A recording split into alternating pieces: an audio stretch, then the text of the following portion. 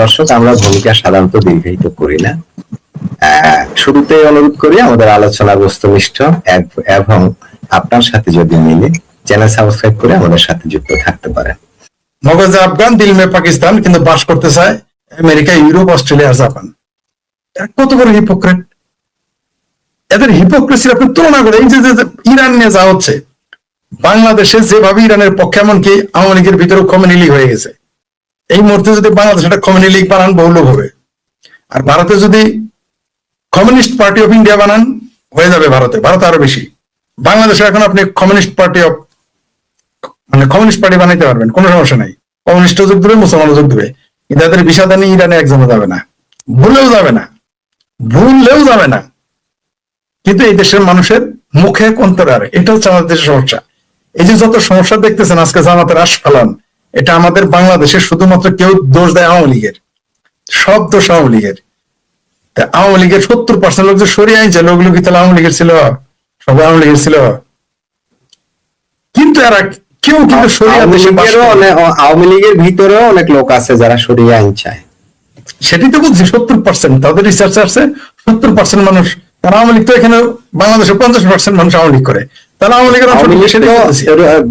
ফরিদ ভাই, আপনাকে একটু বলি, গত 15-16 বছর যখন আওয়ামী লীগ ক্ষমতায়, তখন আওয়ামী লীগ কিন্তু আওয়ামী লীগের মতো অ্যাক্টিং করেনি। আওয়ামী লীগ আওয়ামী মুসলিম লীগের মতো অ্যাক্টিং করেছে অনেকটা। এখনো কি বাদ আছে? যে হারে কমিউনি লীগ, যে হারে আমার যে কি গালি রে ভাই! যে খমিনি 60 থেকে 80,000 লোক মেরে ফেললো, যে খমিনি 1200 ছাত্রীকে, নারীকে পিটিয়ে মেরে ফেলেছে শুধুমাত্র মাথা কাপড় না থাকার জন্য, সেই খমিনির সাপোর্ট করে এই দেশের মানুষ। শেখ হাসিনা 2000 লোক মারছে, তাদের অভিযোগ, এটা সংখ্যা আরো অনেক কম। এই জন্য শেখ হাসিনা ফ্যাসিস্ট। কিন্তু 80,000 লোক মেরে ফেললো এই রিসেন্ট, তাতে খোমেনি ফ্যাসিস্ট হইল না। এই তেহরানের কোষাই এই খোমেনিরা ফ্যাসিস্ট হইল না, ফ্যাসিস্ট শেখ হাসিনা। শুধু তাই না, দুর্ভাগ্য যে এদেরকে আবার সাপোর্ট করে খোদ আওয়ামী লীগের লোক শেখ হাসিনার সাথে খোমেনির তুলনা করে। খোমেনি হলো একটা আলট্রা ফ্যাসিস্ট, তারা স্বীকৃত আলট্রা ফ্যাসিস্ট পৃথিবীতে। শেখ হাসিনার সাথে তুলনা পারলে এখন বঙ্গবন্ধুর সাথে তুলনা করে, এটাই শুধু বাদ রেখেছে এরা। আমাদের সৌভাগ্য অন্তত একটু তুলনা করে নাই। মানে এরা এই দেশের মানুষের ফরিদ ভাই, আর একটা প্রসঙ্গ, সেটা হচ্ছে জাতীয় সংসদের শোক প্রস্তাবে যুদ্ধাপরাধীদের নাম এ নিয়ে কিন্তু নানা মহল থেকে সমালোচনা হচ্ছে, আলোচনা হচ্ছে। পক্ষে বলতে আমি কাউকে শুনিনি। এটা কেন হলো? এই যারা যুদ্ধাপরাধী, যাদের বিচার হলো, তাদের নাম কেন শোক প্রস্তাবে আসলো? যে দেশ, যে সরকার, এই সরকারই তো, এই আইন বিভাগই তো তাদেরকে সাজা দিয়েছে, কার্যকর করেছে। আবার এই রাষ্ট্র, যে রাষ্ট্র দ্বিচারিতা হয়ে গেল না, এটা কেমন হলো? ওটাই তো বললাম যে এখানে কে যে কি করতেছে, আরো করেছে তো। প্রেসিডেন্টের কাছে শপথ, এক শপথ, মানে সকালবেলা শপথ নিতে সমস্যা, বিকেলে আবার প্রেসিডেন্টের ভাষণ শুনলে সমস্যা। শপথ নিতে কোনো সমস্যা নাই, সংসদ সদস্য হিসেবে সমস্যা নেই শপথ নিতে, কিন্তু যখন তারা ভাষণ আসছে তখন অসুবিধা। মানে আদা খাবো, আদার ঝোল খাবো না। এই দেশে তো এটাই সমস্যা।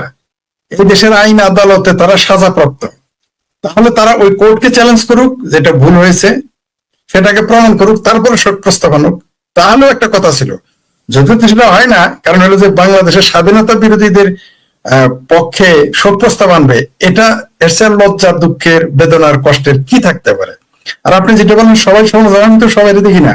বিএনপির সমালোচনা করেছে একজন এমপি, একজন ওয়ার্কআউট করেছে প্রেসিডেন্টের ভাষণে। শেখ হাসিনা তাকে নিয়োগ দিয়েছে, সেইখানে তারা উপদেষ্টা হিসেবে শপথ নিয়েছে, তার অধ্যাদেশে সব কাজ করেছে, তার ওইখানে হিসেবে শপথ নিয়েছে, কিন্তু তার ভাষণ দিতে গেলে বলছে এটা স্বৈরাচারের প্রেসিডেন্ট, এর ভাষণ শোনা যাবে না।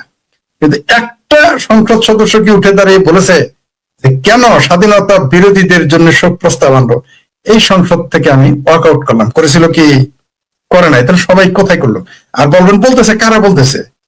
আপনার আমার মতো কিছু মানুষ, যারা আমাদের কথাই বলতে দেয় না, তারা আমাদের মাঠে না হলে মেরে ফেলবে তারা। কিন্তু সেই ধরনের লোকগুলো কিছু বলতেছে, যারা মৃত্যুর ঝুঁকি নিয়ে, জীবনের ঝুঁকি নিয়ে। সংখ্যাটা কোথায়? এতক্ষণ তো প্রতিবাদ কোথায় তারা? এই দেশে শেখ হাসিনা শুধু বলেছিল রাজাকারের নাতিপুতি দেশ চাকরি দিব, রাতের একটা সময় বের হয়ে গেছিল শত শত ছাত্র ছাত্রী সহ মানে যেখানে নাকি মেয়েরা বাড়লেই ঘরে ঘরে পোশাক কম পড়লে ইজ্জত চলে যায়, ঘরের ভিতরে থাকলে, সেখানে তারাও তো দেখলাম আমরা কি কি পোশাকে তারা বের হয়ে পড়েছিল, বলেছিল তুমি কে আমি কে রাজাকার রাজাকার। এখন তো কেউ মিছিল করে বের এলো না, তুমি কে আমি কে মুক্তিযোদ্ধা মুক্তিযোদ্ধা, কেউ তো বের হইতে দেখলাম না। প্রতিবাদ কোথায় দেখলেন? প্রতিবাদ যদি হতোই তাহলে এই সংবাদের প্রস্তাব কিভাবে গৃহীত হইল? এই দেশে কেউ প্রতিবাদ করে নাই।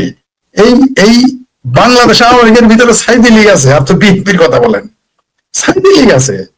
আপনি কোন দিকে যাবেন? কোন দিকে যাবেন? স্বাধীনতা বিরোধীদের ব্যাপারে কথা বলে দেখবেন সবাই চুপ, এটা নিয়ে স্পষ্ট কথা বলবে না।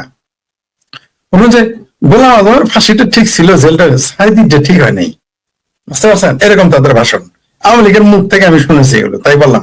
আর বিএনপি তো আলাপই নাই, বিএনপি তো বলে এটা কোনো বিচারই না। বিচারই না, চ্যালেঞ্জ করো। সে বিচারকে চ্যালেঞ্জ করা কোর্টে করে নাই।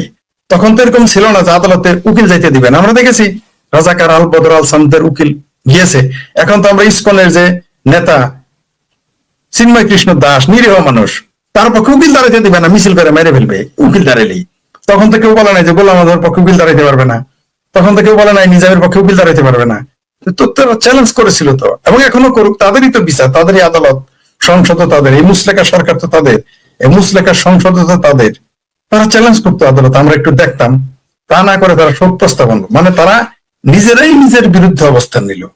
এই দেশের, এটাই তো আমি বলতে চাই যে এই দেশে যারা আছে, রাজনৈতিক নেতা বলেন, ছোট বলেন, বড় বলেন, এমপি বলেন, মন্ত্রী বলেন, সবাই যার যার অবস্থান থেকে বিপরীত আচরণ করে।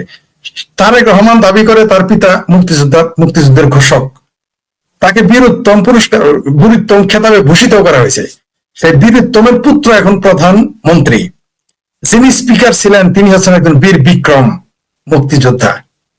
তিনি সেই তাদের উপস্থিতিতে সেই শোক প্রস্তাব পাশ হলো, যেটা তাদের চরিত্র, তাদের বক্তব্য, তাদের দাবির সাথে মিলে না।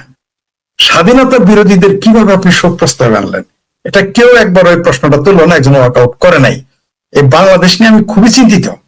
তবে সাধারণ মানুষের প্রতি আমার একটা ভরসা আছে যে একটা পর্যায়ে তারা ঘুরে দাঁড়াবে। আমরা কিন্তু এও দেখেছি যে গোলাম আজমের ছবিতে কিন্তু জুতা মারা হয়েছে ঢাকা ইউনিভার্সিটিতে, আইএমএস আহলিয়া মানে আইএমএ ইউনিসিয়ার যুগেও। কিন্তু একটা মানুষকে তো বাইরে এসে প্রতিবাদ করতে দেখলাম না। খুব মুষ্টিমেয় লোক প্রতিবাদ, কোথায় মিছিল? মিছিল তো আমরা দেখি না। সবচেয়ে যেটা বিপজ্জনক, এই মুসলেকা সরকার, ইউনুসের আমলে, ইউনুসের তো ভয় ছিল, তার রাজনৈতিক দল ছিল না, সে পাপেট আমরা সবাই জানি, তাই তার সেনাবাহিনী দরকার ছিল। তারেক রহমানের এখনো কেন সেনাবাহিনী দরকার? 12 তারিখ থেকে আজকে কয় তারিখ? তারা কেন এখনো সেনাবাহিনী কেন মাঠে? কেন ম্যাজিস্ট্রেসি পাওয়ার নিয়ে সেনাবাহিনী মাঠে? একবারও তো এই প্রশ্নটা কেউ করতেছে না, কোনো বুদ্ধিজীবী লেখে না।